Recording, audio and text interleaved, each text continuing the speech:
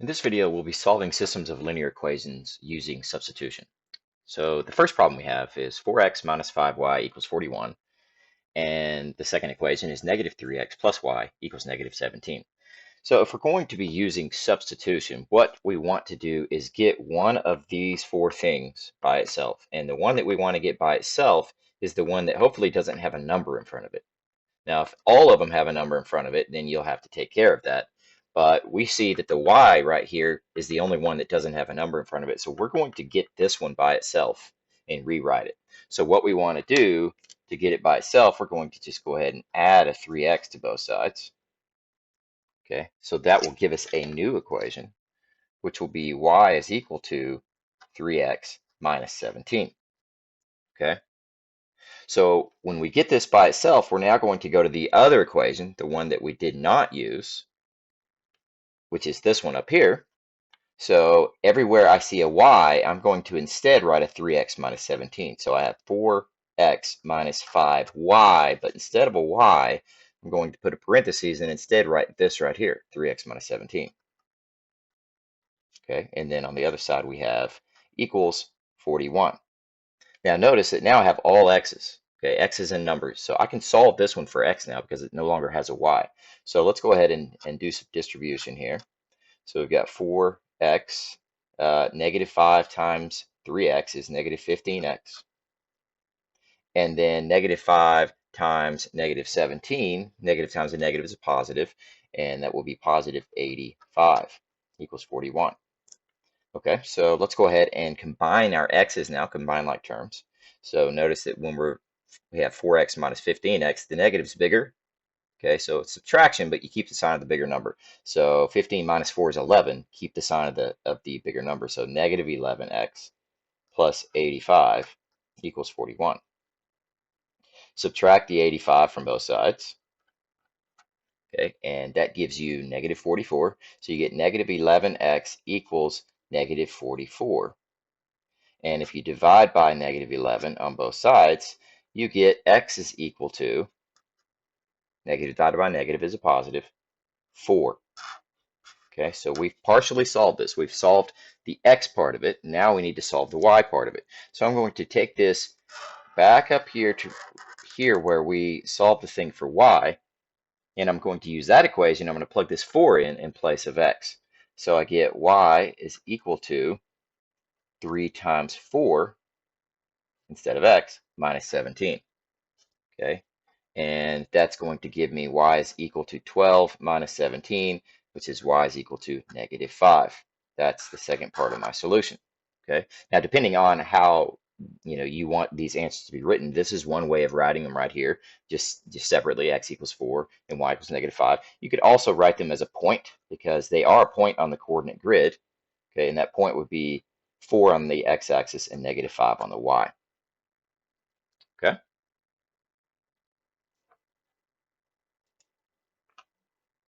Okay, here we have another problem. X minus 3y equals negative 5, and negative 3x plus 4y equals 10. Okay, again, we're going to be using substitution.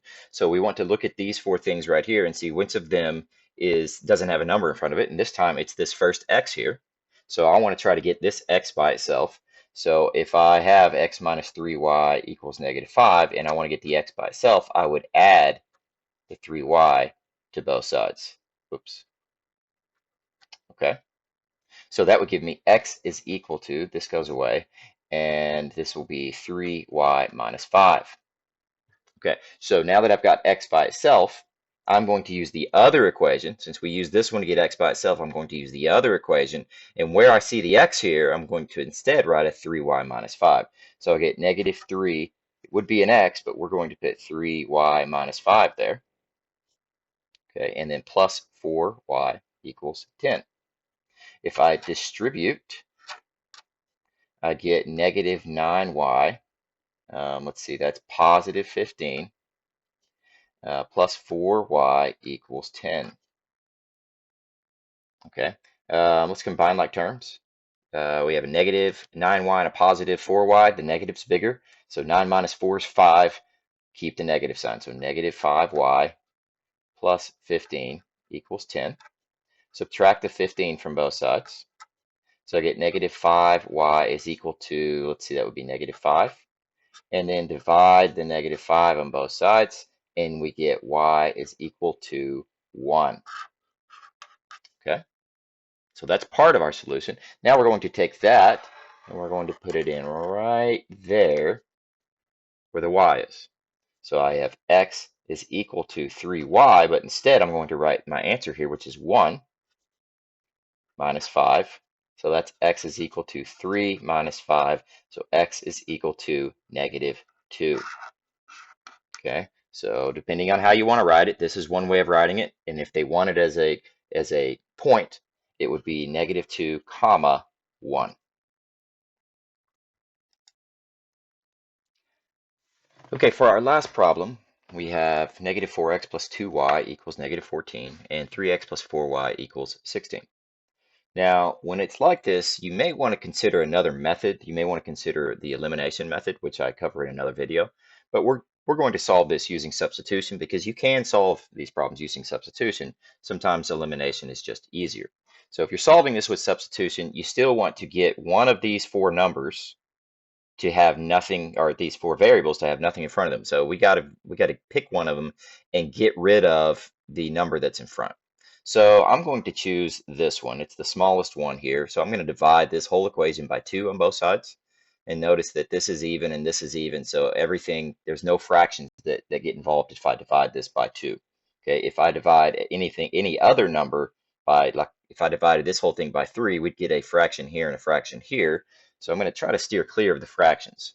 So if I have negative 4x plus 2y equals negative 14, and I divide by 2, means I divide everything in this thing by 2, I would get a new equation, which would be negative 2x plus y equals negative 7.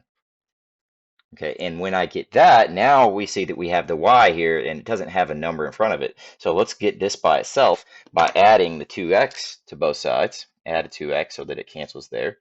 Add the 2x. Okay, and we're back to where we want to be, which is getting y by itself. Y is equal to 2x minus 7. Okay, so now that we've done this, we have to substitute this into the equation that we have not used yet. So we used the top one. We divided by 2, and then we solved it for y. So we're going to use the bottom one. So right here in the 3x plus 4y, in the y, I'm going to put this. Okay, so 3x plus 4y, but instead of y, I'm going to put 2x minus 7 equals 16. Okay, I'm going to distribute here. So I get 3x, and then 4 times 2x is 8x. 4 times negative 7 is negative 28 equals 16.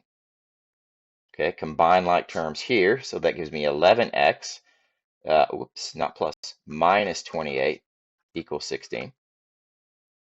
And then I can add the 28 to both sides.